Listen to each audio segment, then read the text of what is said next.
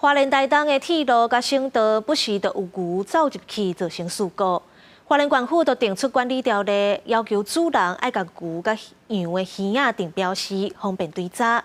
而且重要的交通线路边啊，200公尺以内袂当放饲，违规者会罚6万块以上。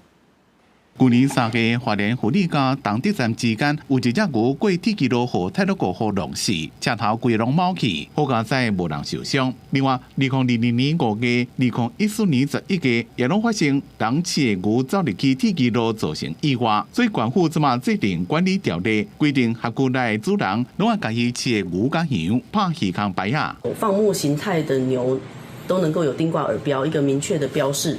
那这样子的话，在牛如果在走失的状况下，那也可以在第一时间最快的可以联络到饲主。也包括发生事故的时候，可以追究是谁的牛嘛，对不对？当然这也是另外一个附带的一个价值，对。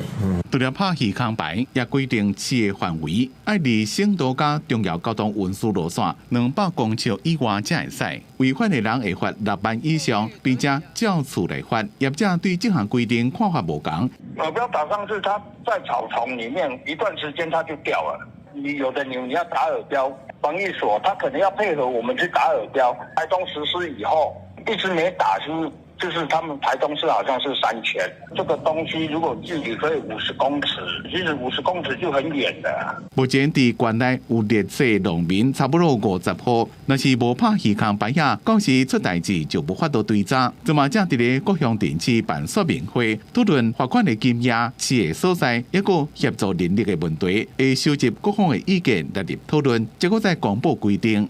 记者综合报道。